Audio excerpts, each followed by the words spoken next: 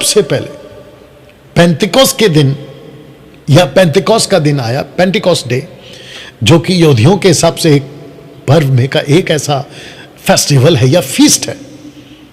उस दिन जब आया तो 120 लोग, जिसको कहते हैं अपर रूम। देखिए, एक होता है कि परमेश्वर की प्रतिज्ञा जो परमेश्वर ने की थी यीशु के द्वारा कि पवित्र आत्मा आएगा, उसकी प्रतिज्ञा हो रही थी, उसका वेट हो रहा था। और इसका वेट में मात्र कितने दिन गए? मात्र 10 दिन, क्योंकि 40th डे 40वें दिन पर यीशु उठा लिए गए। और ठीक 10 दिन के बाद यानी कि 50वें दिन पर जब यह फीस्ट हुआ था यहूदियों का, उस दिन पवित्र आत्मा आया। और ये जो इकट्ठे थे, ये इकट्ठे थे अपर रूम में, ऊपरी कोठी पर, जो कि यरूशलेम में सिनेगॉग में पाया जाता है। लिखा है वचन 2, वचन 2 लिखा है कि एकाएक, मतलब ये वेट नहीं कर रहे थे अब आएगा अब आएगा, नहीं, ये मात्र वेट कर रहे थे कि कभी भी आए, लेकिन मात्र 10 दिन के अंदर आ गया। ये बात सही है, on 10th day, on 50th day. लेकिन एकाएक का मतलब है कि अचानक आ गया। हो सकता है कि ये प्रार्थना कर रहे हो सकता है कि आराधना कर रहे हो, गीत गा रहे हो, हिम्स जिसको कहते हैं, वर्शिप जिसको कहते हैं, ये कर रहे थे। और अचानक से एकाएक आकाश से बड़ी आंधी की सी सनसनाहट का शब्द हुआ और उसे सारा घर जहां वो बैठे थे गूंज गया। अब जरा ध्यान दीजिएगा, लिखा है कि सारा घर जहां वो बैठे थे गूंज गया और उन्हें आग की सी जीभें फटती हुई दिखाई दी और उनमें से हर एक पर आ ठहरी। और वचन 4 को पढ़ते हैं, वचन 4 को पढ़ते हैं, लिखा है कि आप जो जूम पर है वो भी देख लें, लिखा है कि वे सब पवित्र आत्मा से भर गए। ओके, अब जरा ध्यान दीजिएगा, इसको पहली बार आपके बीच में मैं बोलने जा रहा हूं और इसको बिल्कुल लॉजिकली बोलूंगा, कनेक्शन के साथ बोलूंगा। तो लिखा है कि आकाश से बड़ी आंधी की सी सनसनाहट का शब्द हुआ। ओके, उससे सारा घर जहां वो बैठे थे वो गूंज गया। तो आपको बताता चलूं कि ये जो जगह है ना, ये अलग है। और कम से कम 50 से 60 हजार यहूदी, जिसको कहते हैं भक्त यहूदी, वो जो जगह खड़े थे वो जगह अलग है। या वापस बोलूं, 120 जहां बैठे थे वो जगह अलग है।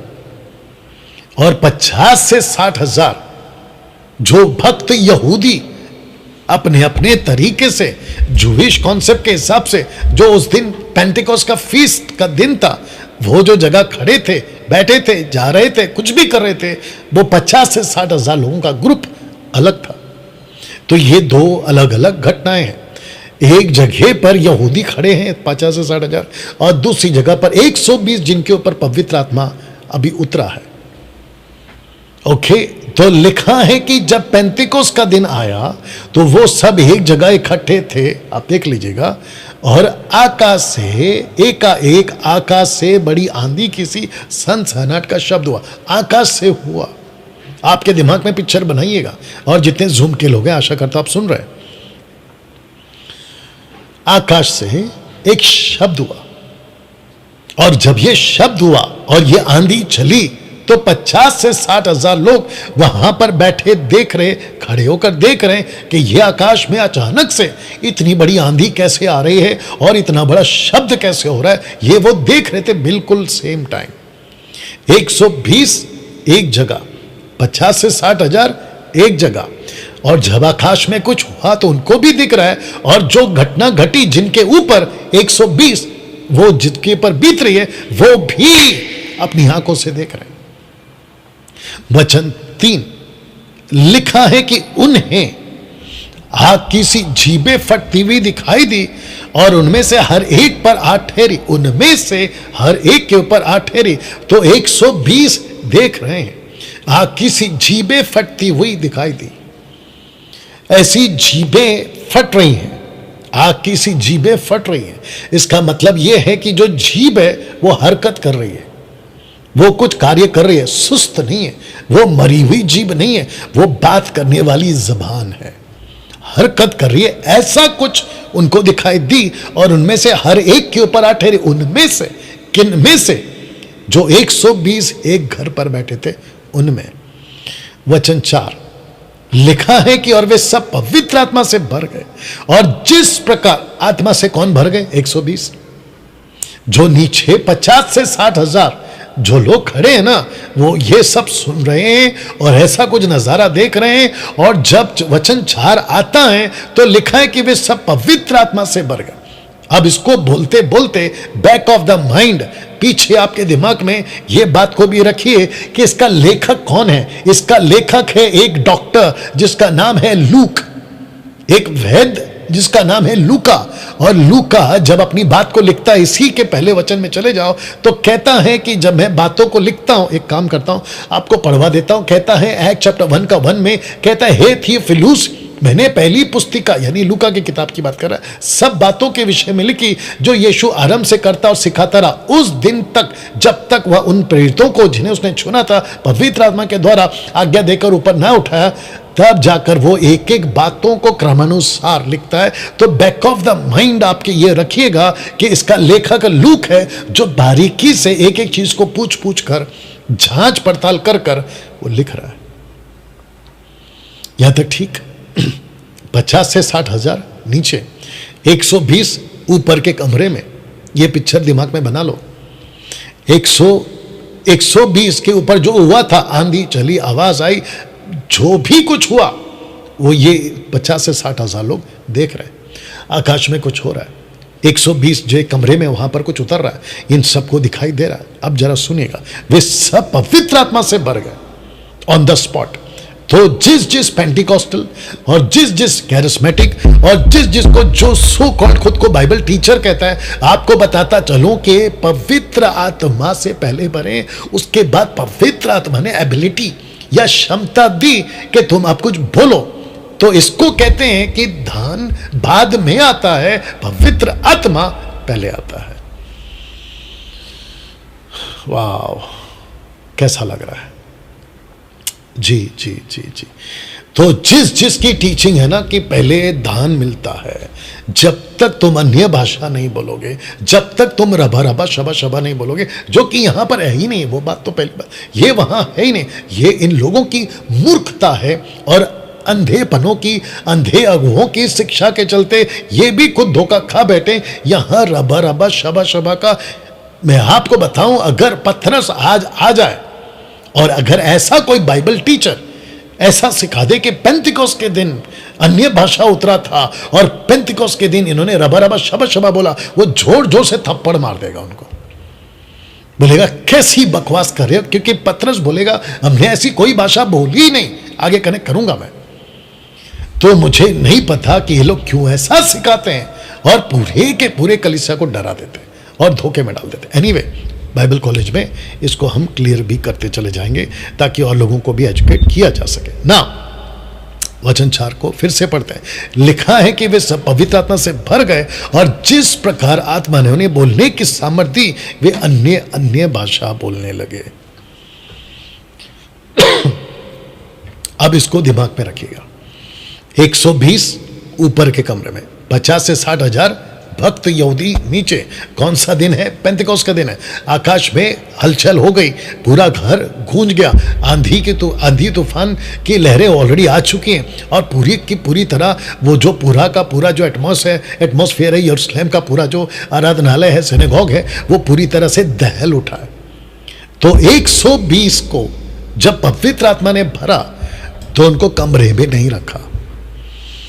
120 को जब पवित्र आत्मा ने भरा तो उनको कमरे में नहीं रखा, उनको कहा नीचे जाओ, उनको कहा नीचे उतरो। 120 नीचे उतरे। 120 अपने होशो आवाज में नीचे उतरे, बेहोशी में नहीं, लड़खड़ाकर नहीं। कमरा अलग है। मैं वापस कह दूं कि घर अलग है। आप देख लीजिएगा कि जहां वो बैठे थे वो घर गूंज गया, जहां वो बैठे थे वो घर गूंज गया। आप वचन 2 को ठीक से पढ़ लीजिएगा। तो घर अलग है, 120 नीचे उतरते हैं आत्मा से भरकर, और फिर 50 से 60 हजार लोगों से वो बातें करते हैं, तब जाकर लिखा कि वे सब पवित्र आत्मा से भर गए, और जिस प्रकार आत्मा ने उन्हें बोलने की सामर्थ्य दी, वे अन्य अन्य भाषा बोलने लगे। कहां? तो इसको कहते हैं कि जब घर पर बैठे थे तो आत्मा ने बोलने की सामर्थ्य दी, यानी कि पवित्र आत्मा आए, वहीं पर आए कमरे के अंदर, और जब उनको कहा कि अब तुमको बोलना है, तो उनको कहा नीचे जाओ और उनको बोलो ना। दोस्तों, इसका कनेक्शन कहां से ले सकते हैं? इसका कनेक्शन हम ले सकते हैं मरकुस की किताब, उसका 16 का 15, 16, 17, 18 तक भी जाइए, कोई दिक्कत नहीं। यीशु कहते हैं वचन 15 में, मुझे याद है इसलिए मैं बोल दे रहा हूं, आप लोग चेक कर लीजिएगा। यीशु कहते हैं कि ये सुसमाचार सारे जगत में प्रचार किया जाएगा। जो विश्वास करे बपतिस्मा ले उसी का उद्धार होगा, जो विश्वास नहीं करेगा दोषी ठहराया जाएगा। नॉट बपतिस्मा, ठीक है, उद्धार विश्वास की बात हो रही है। उसके बाद ये चिन्ह, दिस साइन विल फॉलो, ये चिन्ह उनके साथ होंगे। कौन सा चिन्ह? नंबर 1, दुष्ट आत्मा निकाले। किसकी? अविश्वासियों के। अन्य अन्य भाषा में बोले। किसके लिए? अविश्वासियों के लिए। तो वहां पे जो अन्य अन्य भाषा है, प्लूरल फॉर्म है, वो अन्य भाषा रबा रबा शबा शबा नहीं है। ये वहीं पर यही घटना हुई, क्योंकि यीशु ने कहा था कि जब तक ये नहीं होगा तुम जाना नहीं कहीं पे भी, यरूशलेम में रुके रहना। एक्ट चैप्टर 1 वर्स 8 में, जब पवित्र आत्मा आएगा तुमको एबिलिटी मिलेगी, तुमको सामर्थ्य मिलेगा, तुमको शक्ति मिलेगी। यही तो मिला। तो 120 पहले कमरे में थे, आत्मा से भरे, नीचे उतर रहे हैं, और जब नीचे उतरे तो लिखा है कि जिस प्रकार आत्मा ने उन्हें बोलने की सामर्थ्य दी, वे अन्य अन्य भाषा बोलने लगे। वाह, बात समझ में आ रही है? तो ये जितने भी सो कॉल्ड पेंटिकॉस्टल वाले, कैरिस्मेटिक ग्रुप वाले, और वो Shibu Thomas, doctor Shibu Thomas और इसके जैसे जितने भी, तुम कहते हो कि हमने ये थियोलॉजी, वो थियोलॉजी, ऐसी बाइबल कॉलेज, वैसी सेमिनार, हमने ये किया, हम खुद भी सिखाते हैं। तो मेरा क्वेश्चन ये इतनी सिंपल चीज आप क्यों नहीं समझ पाते हो? आप लोग क्यों नहीं समझ पाते हो?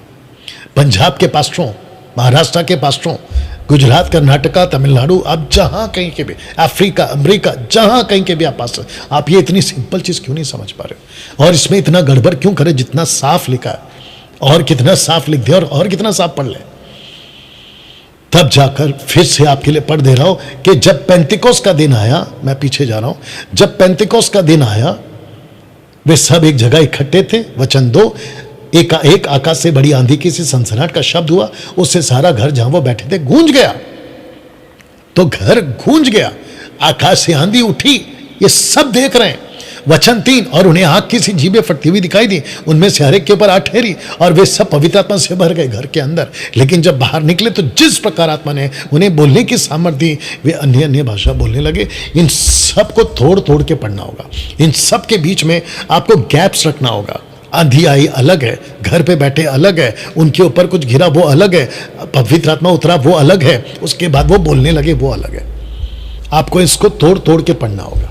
अगर आप एक साथ पढ़ोगे ना तो गड़बड़ करोगे। वचन 5, आकाश के नीचे के हर एक जाति में से भक्त यहूदी यरूशलेम में रहते थे। ये पास्ट टेंस वर्ड है, रहते थे। जब लूक इसको लिख रहा है तो उसने स्टडी किया, क्या हुआ था बताओ। पतरस को पूछा होगा, जॉन को पूछा होगा, याकूब को पूछा होगा, कई महिलाओं को पूछा होगा, प्लीज हमको बताओ क्या हुआ होगा। या तो फिर शास्त्री फरीसियों को पूछा होगा कि भाई उस दिन क्या हुआ था हमको बताओ। तो जिसने इसको कहा लूक को कि लूका लिखो, एक एक लाइन लिखो, मैं बताता हूं कि इस दिन क्या हुआ था। कि हम सब देख रहे थे, अचानक से आकाश में से कुछ आंधी उठी, और फिर हमने यह देखा कि एक पर्टिकुलर जगह जहां यीशु के चेले 120 गलीली लोग जो इकट्ठा थे, वो जो जगह है वो अचानक से गूंज गया। एक प्रकार की दहशत हो गई, एक प्रकार का जैसे कहते हैं ना भूकंप आ गया, एक प्रकार की हड़बड़ी मच गई। फिर क्या हुआ? फिर हमने देखा कि उनके ऊपर पवित्र आत्मा आ रहा है। हमने देखा कि आग उतर रहा है, और आग का जो शेप है वो जबान है, और ऐसी जबानें फट रही हैं। इसका मतलब है कि वो मूव हो रही, वो हलचल कर रही हैं। बोला फिर क्या हुआ? फिर हमने देखा कि वो 120 नीचे उतर कर आ गए। बोला फिर क्या हुआ? 120 लोगों ने इन 50-60 हजार लोगों से जो अलग अलग भक्त यरूशलेम में इकट्ठे हुए थे, वो उनसे बात करने लगे। बोला फिर क्या हुआ? वचन 6 पढ़वा रहा हूं। लिखा है कि जब ये शब्द हुआ तो भीड़ लग गई। जब ये शब्द हुआ वचन 2 में, तो वचन 6 में भीड़ लग गई। लोग घबरा गए क्योंकि हर एक को यही सुनाई देता था कि ये मेरी ही भाषा में बोल रहे हैं। वाह, वचन 6 बहुत इंपॉर्टेंट है। इसका माइक बहुत शार्प हो गया, अपन बाद में बेस करें, याद दिलाना। वचन 6 बहुत इंपॉर्टेंट है। वचन 6 को आप वचन 2 से कनेक्ट करिए। वचन 6 को वचन 2 से कनेक्ट करिए।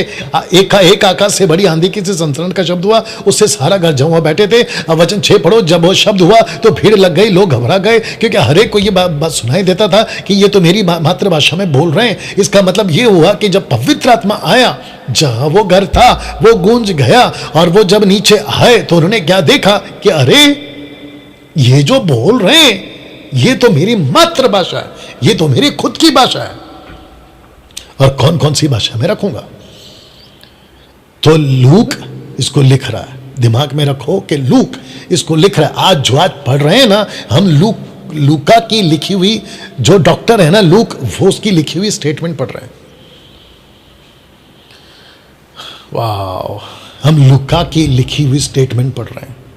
और लूका कहता है, अगर मैं पढ़ रहा हूं तो लूका मुझे कह रहा है कि डैनियल ये हुआ था उस दिन कि जिसने भी बात करी 120 ने, वो ऐसी भाषा थी जिसको कहते हैं कि वहां के लोगों ने सर्टिफिकेट दिया, वहां के लोगों ने प्रूफ दिया, वहां के लोगों ने अपने अपने स्टेटमेंट्स दिए कि मैं किसी को सुन रहा हूं, ये मेरी भाषा है। कोई दूसरा सुन रहा है तो तीसरा बोल रहा है ये मेरी भाषा है, कोई चौथा बोल रहा है तो पांचवा सुन रहा है ये तो मेरी भाषा है। ऐसा लिखा है कि जब शब्द हुआ तो भीड़ लग गई, लोग घबरा गए क्योंकि हर एक को यही सुनाई देता था ये मेरी भाषा बोल रहा है। वचन 7 आपके बीच में पढ़ने जा रहा हूं। वे सब चकित, अचंभित होकर कहने लगे, देखो ये जो बोल रहे हैं क्या सब गलीली नहीं है? इसका मतलब क्या है? वो अचंभित चकित इसलिए हो गए क्योंकि पतरस और यूहन्ना, जो कभी उनकी मातृभाषा को नहीं सीखा, जो कभी उन्होंने नहीं समझा, जो कभी उन्होंने स्कूल में नहीं सीखा, ऐसी भाषा जिसको कहते हैं मातृभाषा, मदर टंग, और वो भी इतनी एक्यूरेट और इतने क्या कहते हैं उनका जो उच्चारण होता है, प्रोनाउंसिएशन, वो इतना सटीक था। वो लोग बोले बाप रे, ये तो ऐसे भाषा में बात कर रहे हैं जैसे कि हमारे लोकल के गांव के लोग जो लोकल भाषा बोलते हैं ना, बिल्कुल सटीक, नाना नानी, दादा दादी, काका काकी, ऐसे सटीक बोल रहे हैं। जबकि ये लोग कौन है? गलीली। गलीली से मेरा मतलब है उस वक्त के हिसाब से यूनानी, यूनानी से मतलब है ग्रीक। वाह, कैसा लग रहा है अभी तक? इसको ऐसे पढ़ते हैं मेरे दोस्तों, ऐसे समझते हैं, और जिसके चलते वचन 8, तो फिर क्या, तो फिर क्यों हम में से हर एक अपनी अपनी जन्मभूमि की भाषा इनके मुंह से सुनता है? तो मेरा क्वेश्चन ये है कि 120 को इनकी मातृभाषा में बोलने की ताकत, बोलने की क्षमता, अलौकिक तरीके से ये जो भाषा बोल रहे हैं, इनको दे कौन रहा है? तो वचन 4 में फिर पीछे जाना पड़ेगा। आप देख लीजिएगा कि पवित्र आत्मा से भर गए कमरे के अंदर, और जब वो 150-60 हजार के बीच में उतरे 120, तो उनको पवित्र आत्मा ने बोला अब बोलो, कौन सी भाषा बोलो? ये वाली भाषा। लिखा है कि अपनी अपनी जन्मभूमि की भाषा बोलो। तो 120 ने कौन सी भाषा बोली? 120 ने उनकी मातृभाषा बोली। तो सबसे पहले ये जितने भी ग्रुप वाले हैं, जो रबा रबा शबा शबा के ग्रुप वाले, मैं इन सबको पूछना चाहता हूं, आप इसको कैसे गलत साबित करोगे कि वो भाषा तुम लोगों की आज जो बोली जा रही है रबा रबा, ये वो है? अगर तुम कहते हो कि वो है, तो तुमसे बड़ा अंधा, आत्मिक अंधा, और तुमसे बड़ा महामूर्ख कौन हो सकता है? और मुझे ताज्जुब है कि तुम्हारे चर्च के लोग तुमको कैसे सुन रहे हैं जबकि इतना साफ लिखा है। मेरी पवित्र आत्मा से अभी प्रार्थना है, यीशु से मेरी अभी प्रार्थना है कि जो इस वीडियो को देख रहा है और अभी जो लाइव देख रहा है और जो जूम पर देख रहे हैं, मैं चाहता हूं कि आप सबकी आत्मिक आंखें प्रभु खोले, आपकी बुद्धि खोले, और वो सभी जो ऐसा कॉन्सेप्ट को लेके चल रहे हैं कि पेंतिकोस्त के दिन ये दान उतरा था, उन सब की आंखें खोले और वो सत्य को जाने और एक बहुत बड़े ट्रैप से बच जाए, जिसको कहते हैं शैतान के फंदे से बच जाए। ओके, वचन 8 अब रखने जा रहा हूं। वचन 9 कौन सी भाषा थी? लिखा है, हम जो पार्थी, मेदी, एलामी, मेसोपोटामिया, यहूदिया, कप्पादोकिया, पुन्तुस, आसिया, फ्रुगिया, पंफूलिया, मिस्र, लिबुआ देश के रहने वाले, रोमी, यहूदी या यहूदी मत धारण करने वाले, क्रेती और अरबी, टोटल 18 के आसपास जाति के लोग, 50 से 60 हजार की पॉपुलेशन के उस वक्त की भीड़, वो सब के सब लूक को कह रहे हैं, लेखक लूक को कह रहे हैं, राइटर लूक को कह रहे हैं कि हम थे उस दिन, हम थे उस दिन। जब पतरस बोल रहा था तो पार्थी बोल रहा था, जब पतरस बोल रहा था तो मैदी बोल रहा था, एलामी बोल रहा था, मेसोपोटामिया बोल रहा था, यहूदी की भाषा, कप्पादोकी, पुन्तुस, आसिया, फ्रुगिया, पंफूलिया, ये मिस्र, अरबी, क्रेती, ये लोकल लैंग्वेज की भाषा 120 बोल रहे थे। तो ये भाषा बोलने की ताकत कब मिली? जब पवित्र आत्मा उतरा। पवित्र आत्मा ने ये भाषा इनसे क्यों बुलवाई, ये वाली भाषा इनसे क्यों बुलवाई? क्योंकि इन सबको प्रोफेसी करना था, भविष्यवाणी करनी थी, इनके ऊपर प्रोफेसी करनी थी, इनको वचन सुनाना था। रोमियो, माफ करना, मरकुस का 16 का 17, ये इनसे पढ़वाना था, ये इनसे बुलवाना था, सब ठीक, ये इनसे बुलवाना था और इनको प्रीच करवाना था, योएल की भविष्यवाणी को पूरा करना था और इनको कहना था कि तुम प्रभु यीशु की बातें सुनो, मैं रखूंगा अभी। तो मेरा क्वेश्चन ये है, रबा रबा शबा शबा लबा लबा अगर बोला था तो ये सारे के सारे एक साथ मिलके उन सेवकों को, उन पास्टरों को, उन बाइबल टीचरों को और सो कॉल्ड थियोलॉजी स्टडी करने वाले डॉक्टर शिबू थॉमस टाइप के लोगों को खूब थप्पड़ मारेंगे, बोलेंगे कैसे बकवास कर ले रहे हो तुम लोग, ऐसी कोई भाषा का दान उतरा ही नहीं था जिसको आज बोला जा रहा है रबा रबा शबा शबा लबा लबा। और अब देखिए, मैं आपको बताता हूं कि मुझे 30 साल हो गए मिनिस्ट्री में। इन 30 सालों में African, American, Europe, Chinese, Asian, Bharat के सब कंट्री के लोग मेरे मुंबई के अंदर आकर अपनी अपनी बकवास की टीचिंग आज से कुछ 7, 8, 10 साल पहले सिखा चुके हैं। तब ये कहते थे कि एक ही अन्य भाषा है, एक ही अन्य भाषा है। जिस दिन उतरा था रबा रबा शबा शबा, ये वही भाषा है, ठीक है ना। लेकिन ये आवाज क्या आ रहा है? लेकिन उसके बाद जब मुझ जैसे लोगों ने टीच करना शुरू किया, उसके बाद इनकी अकल खुली, फिर इन्होंने बोलना शुरू किया कि नहीं नहीं नहीं, पेंतिकोस्त के दिन तो उतरा लोकल भाषा थी, पवित्र पृथ्वी की भाषा, लेकिन एक्ट 1 कोरिन्थियन चैप्टर 14:2 वो अलग था। एक होता है नोन और एक होता है अननोन। अब बताओ, शिबू थॉमस जैसे लोग ये आप सिखाना शुरू कर दें, कुछ पेंटिकॉस्टल, कैरिस्मेटिक और पंजाब इधर उधर के लोग ये सिखाना शुरू कर दें कि पेंटिकॉस्ट के दिन उतरा था नोन लैंग्वेज और 1 कोरिन्थियन 14:2 में उतरा था अननोन लैंग्वेज। उसको नाम दे दिए ऐसी भाषा जिसको कोई नहीं समझता। तो मेरा क्वेश्चन ये है, जब आज से 7, 8, 10 साल पहले जो तुम्हारे पापा लोग आते थे भारत में, मुंबई में, तो फिर तब वो गलत है ना? तो कबूल करो वो गलत है ना।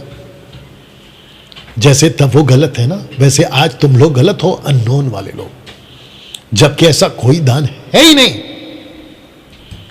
तो वचन 11 पढ़ने जा रहा हूं। लिखा है, परंतु अपनी अपनी भाषा में उनसे परमेश्वर के बड़े बड़े कामों की चर्चा सुनते हैं। परमेश्वर के बड़े बड़े कामों की चर्चा सुनते हैं। तो इसका मतलब है कि कौन से बड़े बड़े काम? वो मूसा के टाइम, वो एलिया के टाइम, वो एलिशा के टाइम, वो नबियों के वक्त, वो उस वक्त में और उसके बाद में यीशु के वक्त में, इन सब को मिलाकर ये कह रहे हैं कि ये है परमेश्वर। आश्चर्य कर्मों की चर्चा क्यों कर रहे हैं? लिखा है कि बड़े बड़े कामों की चर्चा क्यों कर रहे हैं? क्योंकि यहूदी तो चिन्ह चाहते हैं। यहूदी क्या चाहते हैं? चिन्ह चाहते हैं। यहूदियों को मूसा, इजरायली, जब यहूदी, पहले इजरायली थी बाद में यहूदी, ठीक है ना, इजरायलियों को चाहिए क्या था? मूसा को परमेश्वर ने बोला जाओ, मूसा कहता है वो मुझ पर यकीन कैसे करें? बोला चमत्कार करो।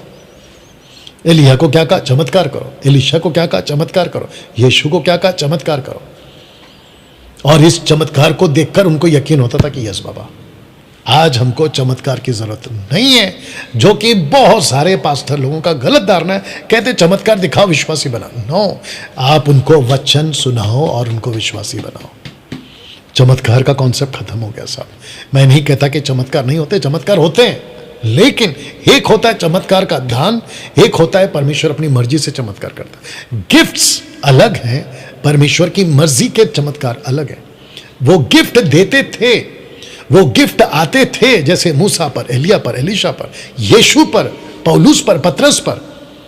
लेकिन जब वचन की स्थापना हो गई, 1 कुरिन्थी 13:11 से आगे, जब सर्वसिद्ध आएगा, सर्वसिद्ध कौन है? वचन। यही तो लिखा है कलीसिया को, इफिसियोस का 5वां वचन 25-26, कलीसिया को वचन के द्वारा स्नान कराओ। 1 पत्र 2:2, उनको आत्मिक दूध पिलाओ, यानी वचन पिलाओ। कलीसियो 3:15-16 क्या कहता है? जितने भी हैं वचन से भर जाए। तो जो वचन से जीवित रहता है वो वचन ही उसको बचाएगा। लेकिन आजकल क्या करें? चमत्कार के नाम पे, जबकि होते कुछ भी नहीं है, वो बात अलग है। लूसीफर भी करता है चमत्कार, आपको ये भी समझना होगा। तो पर अपनी अपनी भाषा में उनसे परमेश्वर के बड़े बड़े कामों की चर्चा सुनते थे। इसको कहते हैं कि प्रोफेसी, जो कि मैं रखूंगा वचन 14 और 15 में, वचन 12 पढ़ देना। वे सब चकित हुए, घबरा कर एक दूसरे से कहने लगे कि ये क्या हुआ चाहता है। मतलब वो घबरा गए। पहली बात ऑब्वियस है ना साहब, ये तो घबराएंगे ना, ये तो घबराएंगे ना, क्योंकि ऐसा कुछ पहली बार हो रहा है। इनको लगा कि ये अचानक से क्या हो रहा है, तो वो घबरा गए, ऑब्वियस है। और आपस में कहने लगे, 50-60 हजार लोग आपस में कहने लगे कि ये क्या हुआ चाहता है। तो ये है, अभी तक हो गया टोटल 3, माफ करना 2 ग्रुप, अब आ रहा है तीसरा ग्रुप। एक है 120 का, दूसरा है 50 से 60 हजार लोगों यहूदियों का, अब आ रहा है तीसरा ग्रुप। वचन 13 पढ़िए। लिखा है, परंतु दूसरों ने ठट्ठा करके कहा, वे तो नई मदिरा के नशे में चूर है। ये तीसरा ग्रुप कौन सा है? लिखा है दूसरों ने। अब आपको पता है ना कि जब आप सड़क पे चलते हैं तो आप होते हैं, आपके अलावा कोई और होते हैं, और कोई और के अलावा कोई और भी होते हैं। सड़क के ऊपर तरह तरह के लोग चलते हैं। कोई होते हैं जो बिल्कुल सजन होते हैं, जिसको कहते हैं जेंटलमैन्स होते हैं, बिल्कुल कहते हैं ना डिसिप्लिन में रहते हैं। लेकिन कुछ होते हैं जो गुंडे टाइप के हैं, कुछ लोग होते हैं जो बदतमीज टाइप के हैं। ऐसे लोग वहां थे। ये है तीसरा ग्रुप। तो वापस कह दूं, 120 ऊपर के कमरे में, 50 से 60 हजार नीचे सड़क पे यरूशलेम के मंदिर के पास, और तीसरा जो सड़क में घूम रहे हैं। और ये जब सब कुछ हुआ इन्होंने भी देखा, आकाश में से आंधी आ रही इन्होंने भी देखा। तीसरे ग्रुप ने अचानक से 120 के ऊपर पवित्र आत्मा उतरा, तीसरे ग्रुप ने भी देखा। और जब वो नीचे उतर के जब वो बात कर रहे हैं तो ये 12 वचन कहता है कि ये क्या हो रहा है, हमको नहीं पता। वो घबरा गए, आपस में कहा ये क्या हो रहा है। जबकि ये जो वचन 12 वाले, इनको योएल की प्रोफेसी पता होनी चाहिए थी, लेकिन ये यहां पे भूल गए। वो इसलिए भूल गए क्योंकि उस वक्त में तोरा, जिसको कहते हैं, माफ करना, तनाक, ओल्ड टेस्टमेंट उनके पास में नहीं होता था, उनको मंदिर में जाके पढ़ना होता था। शायद इनमें से कई लोगों को याद नहीं है कि योएल ने क्या कहा था, ये भूल गए। वचन 13 में ये तीसरा ग्रुप आ गया, जो मजाक उड़ाते हैं। ये तीसरे ग्रुप को उठाकर ताज्जुब की बात बोलने जा रहा हूं। ये तीसरे ग्रुप को उठाकर कुछ पेंटिकॉस्टल, कैरिस्मेटिक, इंडिपेंडेंट के पास्टर्स कहते हैं कि देखा, ये तीसरे वाले ग्रुप को तो ये पहले अलग नहीं करते, उनको पहले उसमें मिला देते। पहले ये मूर्खता है। कहते कि देखा वो नशे में थे। बताइए, क्या पतरस नशे में था? बिल्कुल नहीं। क्या परमेश्वर किसी के ऊपर आता है और वो बेकाबू हो जाता है? बिल्कुल नहीं। तो मेरा क्वेश्चन ये, आप लोगों को जिसके पास में पवित्र आत्मा है, तो फिर आप तो सड़क पे सीधा कभी चल ही नहीं सकते। आप तो लड़खड़ा के चलोगे, बात ही आपकी लड़खड़ाने वाली होगी। ये किस प्रकार का बकवास का कनेक्शन डाल दिया कि देखो लोगों ने कहा कि वो नशे में है, और जब किसी के ऊपर पवित्र आत्मा आता है तो वो नशे में आता है। जबकि पौलुस बिल्कुल साफ कह चुका है इफिसियों की किताब में, अगर मैं गलत नहीं हूं, इफिसियों की किताब, आपके पास आपका मोबाइल है, इफिसियों की किताब लीजिए, इसमें से इफिसियों उसका 5वां अध्याय वचन 17 निकाल के देना, और 17-18 में देखो, दाखरस से मत वाले मत बनो, पौलुस खुद कहता है। तो फिर मेरा प्रश्न यह है कि क्या पौलुस और पवित्र आत्मा एक दूसरे का विरोधी हैं? कैसे कॉन्ट्रडिक्ट कर सकते हैं? पौलुस कहता है कि दाखरस से मत वाले मत बनो, बल्कि आत्मा से मत वाले हो जाए। इसका मतलब क्या है? वो सिखाते सिखाते, Ephesians, make it fast, Ephesians chapter 5 verse 17-18 पढ़ो, देखो वहां पर क्या लिखा है। दाखरस से मत वाले मत बनो। 18 दीजिए, आपके लिए पढ़ दे रहा हूं। लिखा है इफिसी की किताब उसका 5वां अध्याय और वचन, ओके, आपको इफिसियो 5 का 1 से पढ़ना है अगर कॉन्टेक्स्ट चाहिए।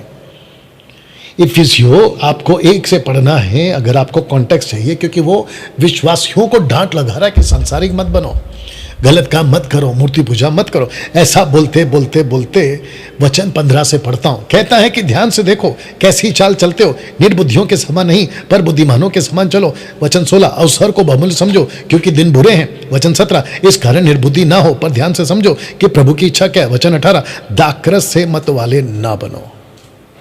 बताइए, ये तीसरे ग्रुप को, जो कि अविश्वासी ग्रुप है, ना यहूदी हैं, ना चेलों में से, ना परमेश्वर से कोई कनेक्शन है, ये कोई तीसरा ग्रुप है। लिखा है परंतु दूसरों ने ठट्टा करके मजाक उड़ाया। तुम तीसरे ग्रुप को क्रिश्चियन ग्रुप बना दे रहे हो, क्या मूर्खता है तुम्हारी। तुम तीसरे ग्रुप को आत्मिक ग्रुप बना दे रहे हो, क्या मूर्खता है तुम्हारी। और तीसरे ग्रुप जो मजाक उड़ा रहे हैं, जो अविश्वासी हैं, जिनका बाइबल से, परमेश्वर से कोई लेना देना, तनाक से कोई लेना देना नहीं है, तुम उसको उठाकर हम पे थोप रहे हो कि देखो वो लोग नशे में थे, जबकि पौलुस कहता है कि दाखरस से मत वाले मत बनो। तो अफ्रीकन जितने जूम पर है, आप लोग भी समझ रहे हैं बात को, देखिए क्या गड़बड़ चल रहा है।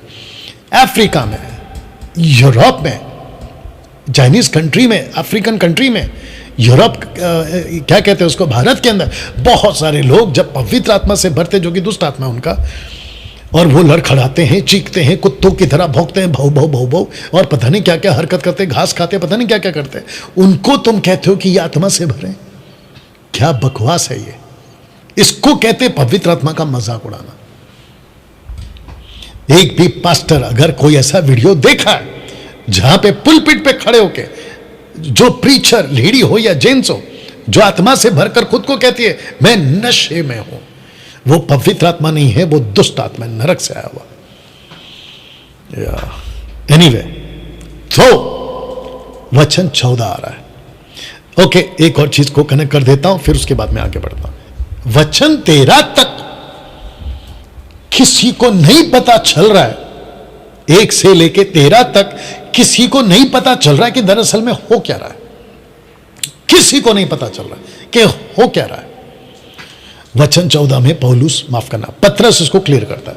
परंतु पतरस उन 11 के साथ खड़ा हुआ, पतरस उन 11 के साथ खड़ा हुआ, ऊंचे शब्द से कहने लगा। कहां? ऊपरी कोठरी से नीचे आके, ऊपरी कोठी में वो आत्मा से भरा, नीचे 50-60 हजार लोगों को अब वो आत्मा से भरा हुआ जो दान है ना, जो सुपर नेचुरल एबिलिटी दी गई अलौकिक शक्ति से दूसरों की भाषा में, मरकुस का किताब उसका 16 अध्याय वचन 15, 16, 17 में जो यीशु ने कहा था कि तुम डिफरेंट भाषाओं में बात करोगे, उस दान को पवित्र आत्मा ने पतरस और 120 को दिया। वो नीचे उतरते हैं और वो लोगों से बातें कर रहे हैं। लिखा है कि पतरस उन 11 के साथ खड़ा हुआ, तो इसका मतलब है टोटल 12 हो गए। ये देख लीजिएगा 12 का कनेक्शन क्या है, क्योंकि 12 लोग थे जिनको कहा गया था कि तुम मेरे गवाह हो। 120 को तो उसने चुना था, लेकिन उन दिनों में जो अपोस्तल्स होते थे, जिसको लिखा है कि परंतु पतरस उन 11 के साथ खड़ा हुआ, जो प्रेरित कहलाए जाते थे अपोस्तल्स। अपोस्तल का कॉन्सेप्ट दे देता हूं जल्दी से, ओके, 1 सेकंड दीजिएगा प्लीज। अपोस्तल की नियुक्ति क्यों होती थी? वो इसलिए होती थी क्योंकि अगर यीशु की बात करना है, डॉक्ट्रिनल कोई बात करना है, तो उनका एक पोस्ट होना जरूरी है, और वो पोस्ट होता था अपोस्तलों का। अपोस्तल बोला, ये अपोस्तल है, इसकी सुनो। जैसे अगर कोई गलत हो गया, बोला किसको बुलाएं? फ्लैट में चोरी हो गई, सड़क पे हादसा हो गया, कुछ हो गया, किसको बुलाया? बोला पुलिस को बुलाओ। बोला पुलिस? बोला क्यों? पुलिस आके ठीक करेगी। ये नहीं कहते ना कि पड़ोस को बुलाओ, नहीं, पड़ोस आके क्या करेगा, उल्टा और गड़बड़ करेगा। लेकिन जब पुलिस को बुलाएंगे तो पुलिस सब चीज़ों को कंट्रोल करती है। वैसे ही कोई डॉक्टरिनल टॉपिक अगर सिद्ध करना हो तो प्रेरित होना जरूरी था, तो जिसके चलते परमेश्वर ने प्रेरितों को नियुक्त किया। यही तो लिखा है एक्ट चैप्टर 1 कोरिन्थियों चैप्टर 12 वर्स 28 में कि परमेश्वर ने कलीसिया में प्रेरितों को नियुक्त किया। वाह, कैसा लग रहा है? प्रेरितों को नियुक्त किया। तो पतरस उन 11 के साथ खड़ा हुआ, ऊंचे शब्द से कहने लगा कि हे यहूदियों, हे यरूशलेम के सब रहने वालों, ये जान लो और कान लगाकर मेरी बातें सुनो। बातें क्या सुनो? जैसा तुम समझ रहे हो ये नशे में नहीं है, क्योंकि अभी तो पहर ही दिन चढ़ा, सुबह का 9 बजा है। ये तो सुबह का 9 बज रहा है और कोई सुबह सुबह दारू नहीं पीता है। पागलों, सुबह सुबह कोई दारू नहीं पीता है, और अगर पीता भी होगा तो कम से कम ये लोग ने दारू नहीं पिया है। तो ये जितने भी पास्टर्स हैं ना, जो कहते हैं कि जब पवित्र आत्मा आता है तो हम दारू पीने की तरह घूमते रहते, लड़खड़ाते रहते, बकवास, टोटल नॉनसेंस, टोटल नॉनसेंस। ऐसा कुछ नहीं होता है। अब प्रश्न उठता है, क्या पतरस जो भाषा उतरी थी पेंतिकोस्त के दिन, क्या उसको समझ रहा था? लिखा है कि पतरस उन 11 के साथ खड़ा हुआ, ऊंचे शब्द से कहने लगा, हे यहूदियों और यरूशलेम के रहने वालों, ये जान लो और कान लगाकर मेरी बातें सुनो। जैसा तुम समझ रहे हो ये नशे में नहीं है, क्योंकि अभी तो पहली ही दिन चढ़ा है। अब इसको सुनिए, परंतु ये वो बात है जो योएल भविष्यवक्ता के द्वारा कही गई है। इसका मतलब ये हुआ कि वचन 12 में जो लोग घबरा गए थे उसको, और ये जो तीसरा ग्रुप है औरों को जो ठट्टा कर रहे थे उनको, ये उनकी भाषा में उनको समझा रहा है। तो मेरा क्वेश्चन ये है, ये उनकी भाषा कब समझेगा? और उनकी भाषा में ये जो बात कर रहे थे कि हम तो परेशान हो रहे, भाई ये क्या चल रहा है? तीसरा ग्रुप आकर हमारी मजाक उड़ा। पतरस अगर नहीं समझ रहा है तो उनको टीच कैसे कर रहा है? तो इसको कहते हैं कि बोलने वाला भी और सुनने वाला भी भाषाओं को समझ रहे थे। वाह,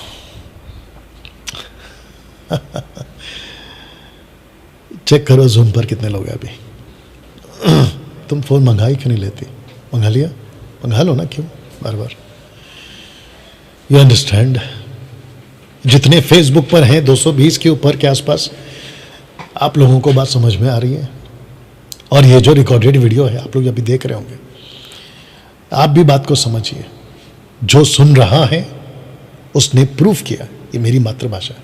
जो बोल रहा है वो कह रहा है कि तुम जो बोल रहे हो ना, हम सुन रहे हैं, हम समझ रहे हैं। तो मुझे नहीं समझ में आता, पेंटिकोस्टल, कैरिस्मेटिक और ये जितने भी ग्रुप के लोग हैं, तुम लोग कैसे कह देते हो कि पतरस को पता ही नहीं है कि वो क्या बोल रहा था? मैं आपको प्रूफ दूंगा। वचन 17 आपके बीच में पढ़ने जा रहा हूं। परमेश्वर कहता है कि अंत के दिनों में ऐसा होगा। वचन 15 को, जी मैंने आपके लिए 16 पढ़ दिया। ये बात हुआ है जो वचन 16 को पढ़वा देता हूं। पीछे कहां गया 16? हाँ, ये आ गया। परंतु ये बात है कि योएल भविष्यवक्ता के द्वारा कही गई है। वचन 17, परमेश्वर कहता है कि अंत के दिनों में ऐसा होगा कि मैं अपनी आत्मा सब मनुष्य पर उंडेलूंगा। तुम्हारे बेटे तुम्हारी बेटियां भविष्यवाणी करेंगी, तुम्हारे जवान दर्शन देखेंगे, तुम्हारे पुण्य स्वप्न देखेंगे। वचन 18, वचन 17 3 बार आ गया क्या?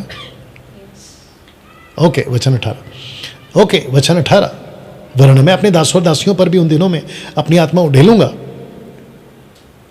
और वे भविष्यवाणी करेंगे। यहां तक रुक जाएंगे, वो भविष्यवाणी करेंगे। कितने? 58, ओके। फोटो निकालते रहना। तो इसका मतलब यह हुआ कि पेंतिकोस्त के दिन अन्य भाषा बोली गई, उस पर जोर मत दो। पेंतिकोस्त के दिन प्रोफेसी कही गई, उस पर जोर दो। अभी तक क्या सीखा था? अभी तक क्या सीखा था? अन्य भाषा बोला गया, अन्य भाषा बोला गया। नेवर। अब पता चलता है कि अन्य भाषा नहीं बोला गया था, बल्कि ये वो बात है जो वचन 17 में परमेश्वर कहता है कि अंत के दिनों में ऐसा होगा, मैं अपनी आत्मा सब मनुष्य पर उंडेलूंगा। ये वाला। और वचन 18 कहता है वो सब के सब आत्मा से भरकर भविष्यवाणी करने लगे। तो मेरा क्वेश्चन ये है, जितने भी एमएमबी के फ्रेंड लीडर्स हैं, आप भी सीखिए आज। आपको वचन ऐसे प्रचार करना है कि वो प्रोफेसी कर रहे थे, परमेश्वर के ओल्ड टेस्टमेंट की बातों को लेकर प्रोफेसी कर रहे थे। डिटरनॉमी 18:18 को लेकर शायद प्रोफेसी कर रहे थे, मूसा के चमत्कार को लेकर प्रोफेसी कर रहे थे, प्रीच कर रहे थे, जिसको कहते हैं फोर्थ टेलिंग, प्रोफिटोस, वो कर रहे थे वो। वचन 19, और मैं ऊपर आकाश में अद्भुत काम और नीचे धरती पर चिन्ह अर्थात लहू, आग और धुएं का बादल दिखाऊंगा। प्रभु के महान प्रसिद्ध दिन के आने से पहले सूर्य अंधेरा, चांद लहू हो जाएगा। जो कोई प्रभु का नाम लेगा वो उद्धार पाएगा। हे इस्राएलियों, ये बातें सुनो। हे इस्राएलियों, ये बातें सुनो। तो जब पतरस बोल रहा है तो उनकी मातृभाषा में बोल रहा है, और मातृभाषा में वो लोग सुन रहे हैं, और जो पतरस बोल रहा है वो सब कुछ वो बोल रहा है जो उसने यीशु को लेकर कनेक्ट किया, जो एक 10 दिन पहले घटना घटी। देखो क्या कह रहा है, हे इस्राएलियों, ये बातें सुनो कि यीशु नासरी एक मनुष्य था, 30 साल पहले चला गया। तो एक व्यक्ति अगर होश में नहीं है तो वो 30 साल पहले कैसे चला गया पीछे? बताइए। एक व्यक्ति अगर होश में नहीं है तो वो 30 साल पहले कैसे चला गया? अगर वो नशे में है और उसको नहीं पता चल रहा है कि मैं क्या भाषा में बात कर रहा हूं, तो वो 30 साल पहले कैसे चला गया? यीशु नासरी एक मनुष्य था जिसका परमेश्वर के ओर से होने का प्रमाण था, उन सामर्थ के कामों, आश्चर्य कर्मों और चिन्हों से प्रकट है जो परमेश्वर ने तुम्हारे बीच में उनके द्वारा कर दिखलाया, जिसे तुम आप भी जानते हो। तो इसका मतलब है कि जब पौलुस पतरस जब बात कर रहा है तो वो 3.5 साल की घटना को लेकर बोल रहा है। 30 साल पहले यीशु पैदा कैसे हुए उसको लेकर बोल रहा है, और वो कह रहा है कि तुम खुद भी जानते हो। बताइए। वाह। अब इसको देखिए, वचन 36 में क्या हो गया। आपने अभी तक पढ़ा 22, अब आगे 36 में कहता है, 36 को आपके लिए मैं पढ़ दे रहा हूं। कहता है जी, कहता है अब इज़राइल का सारा घराना निश्चय रूप से जान ले कि परमेश्वर ने उसी यीशु को जिसे तुमने क्रूस पर चढ़ाया प्रभु भी ठहराया और मसीहा भी ठहराया। किसकी भाषा है ये? टोटल 18 घंटे की। बोलने वाला सुन रहा है, समझ रहा है, और सुनने वाला भी समझ रहा है। कहता है कि उसी को मसीह और उसी को प्रभु भी ठहरा। इसका मतलब है कि वो प्रभु कौन था? यूड हे वाव हे, यहोवा। यूड हे वाव हे, ये कौन था? वो यहोवा था। हे इज़राइल सुन, तेरा परमेश्वर यहोवा एक ही है। ये यीशु है। ओल्ड टेस्टमेंट में पिता था, न्यू टेस्टमेंट में पुत्र है। बताइए। यूड हे वाव हे, मसीहा। दानियल के द्वारा यह प्रोफेसी आई थी कि मसीहा विल बी कट ऑफ, मसीहा क्रूस पे मारा जाएगा, फिर जी उठेगा। जिस प्रोफेसी को मैं कह रहा हूं अपने होशो हवास में, तुम्हारे खुद की मातृभाषा में, वो यीशु है। अब जरा 37 सुनो। अगर पतरस रबा रबा शबा शबा लभा लभा बोल रहा है तो 37 में क्या लिखा है? देखिए, लिखा है तब सुनने वालों के हृदय छिद गए और वे पतरस और सब प्रेरितों से पूछने लगे, हे भाइयों हम क्या करें? मेरा क्वेश्चन ये है कि रबा रबा शबा शबा में अगर वो बातें कर रहा था पतरस, तो इतनी सारी बातें वो कैसे समझ गए? ये 18 कंट्री के लोग, 50 से 60 हजार लोग कैसे समझ गए? बताइए। इसका मतलब है कि प्रूफ कर दिया हूं मैं आप लोगों को कि जो भाषा थी वो ग्लोसा थी, वो पृथ्वी की भाषा थी, जिसको कहते हैं कि पृथ्वी का किसी ना किसी कोने में वो भाषा चलती थी। वहां के लोग 50-60 हजार लोग इकट्ठा थे। 120 जिसने कभी नहीं बोली, कभी सीखी नहीं, अलौकिक तौर पे 120 को वो एबिलिटी मिली, क्षमता मिली कि वो बोले, और उन्होंने बोला। तो बोलते वक्त जो बोल रहे थे 120, वो खुद भी समझ रहे थे कि हम क्या बोल रहे हैं, और सुनने वाले भी समझ रहे हैं कि ये क्या बोल रहे हैं। वाह, अमेजिंग। अब इसको सुनिए 38 में क्या हुआ। पतरस ने, क्योंकि 37 में पूछा हम क्या करें उनकी लोकल भाषा में, पतरस ने लोकल भाषा में जवाब दिया। पतरस ने कहा, मन फिराओ, तुम में से हर एक अपने अपने पापों की क्षमा के लिए मसीह यीशु के नाम से बपतिस्मा ले, तो तुम पवित्र आत्मा का दान पाओगे। कौन सा दान? यही दान जो अभी अभी हमको मिला है, क्योंकि पतरस टोटल जीरो है कि ये दान जो अभी हमको मिला है, इसका आगे का टीचिंग क्या है उसको नहीं पता, क्योंकि पौलुस आएगा, पौलुस आके सब सिखाएगा, ये बात की बात है। लेकिन पतरस कहता है कि अगर तुम यीशु पर विश्वास करो और अगर मन फिरा लो, इस्राएलियों, अगर तुम 50-60 हजार वालों, अगर तुमने मन फिरा लिया, यीशु मसीह पर विश्वास कर लिया, और यीशु मसीह की जो टीचिंग का बपतिस्मा का जो टीचिंग है, क्योंकि यूहन्ना का टीचिंग ऑलरेडी चल रहा है, मूसा के बपतिस्मा बादल के नीचे या लाल समंदर में जो बपतिस्मा का टीचिंग था वो अलग चल रहा है, लेकिन यीशु के टीचिंग का बपतिस्मा, यीशु मसीह के नाम के टीचिंग का बपतिस्मा मैं रखूंगा आगे। अगर तुम ले लेते हो तो तुमको ये दान तुमको भी मिलेगा, और तुम जहां जहां जाओगे, यरूशलेम, यहूदिया, समरिया, पृथ्वी के कोने तक, तुम भी जैसे आज हम बात कर रहे हैं ऐसी एबिलिटी तुमको भी दिया जाएगा, क्योंकि सुसमाचार तेजी से फैलना जरूरी है। वचन 40 आइए सुनते हैं। लिखा है, उसने बहुत बातों से भी गवाही दे देकर समझाया कि अपने आप को टेढ़ी जाति से बचाओ। किसने? पतरस ने, 120 ने, बाकी लोगों से, उन सब से। कैसे? क्योंकि आपने अगर देखा होगा 37 में क्या लिखा है, मैं पीछे चले जा रहा हूं, 37 में लिखा है, तब सुनने वालों के हृदय चित गए, वे पतरस और शेष प्रेरितों से पूछने लगे कि हम क्या करें, हे भाइयों अब हम क्या करें। तब जाकर वचन 40 को आपके लिए पढ़ दे रहा हूं, लिखा है, उसने बहुत बातों से गवाही दे देकर अपने आप को टेढ़ी जाति से बचाओ, समझाया। कौन सी भाषा में? उनकी लोकल भाषा में, उनको खुद को समझ आने वाली भाषा में। ओके, अब वचन 41 को पढ़िए। सो जिन्होंने उसका वचन ग्रहण किया, उन्होंने बपतिस्मा लिया। तो बपतिस्मा किसका लिया? जिसने वचन ग्रहण किया। कौन सा वचन ग्रहण किया? देखिए वचन 40 क्या कहता है, बहुत सारी बातों से समझा है। वचन 41 क्या कहता है, जिसने वचन ग्रहण किया। ये कौन सा वचन है जो ग्रहण किया? वन गॉड वालों और वन बैप्टिज्म देने वालों, कान खोल के सुनो, ये कौन सा वचन है? ये कौन सा वचन है? ये मत्ती 28 का 18, 19, 20 है। यीशु ने कहा, go to the nations, make disciple, baptize them in the name of the Father, Son, Holy Spirit, teach them what I have commanded. Wow. Last के 2 वचन रखकर खत्म कर रहा हूं। प्रेरितों से शिक्षा पाने, संगति रखने में, रोटी तोड़ने में, प्रार्थना करने में लौलीन रहे, और सब लोगों पर भय छा गया। बहुत से अद्भुत काम और चिन्ह प्रेरितों के द्वारा प्रकट होते थे। इसका मतलब क्या है? इसका मतलब यह है कि ऐसी एक कलीसिया बन गई थी जो जाति जाति के लोगों की कलीसिया थी।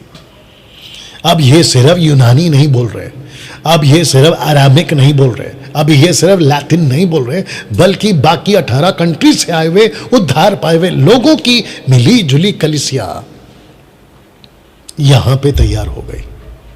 और ये वही कलीसिया है जो बाद में 5000 हो गए। ये वही कलीसिया है जो बाद में पृथ्वी के कोने तक फैलने लगी। ये वही कलीसिया है पतरस के द्वारा पहली कलीसिया की जो स्थापना हुई, ये फिर अलग अलग जगहों पर फैलने लगी, और फिर बीच में एंट्री होती है पौलुस की। तब जाके पौलुस कहता है कि तुमको दान तो मिल गया है, लेकिन ऐसी भाषा मत करो जिसको समझ में नहीं आ रही, ताकि जब तुम बोलो तो अनुवादक साथ में रखो, ताकि परमेश्वर के बड़े बड़े कामों की चर्चा। ना दोस्तों, मैं यहां पे फिनिश कर रहा हूं।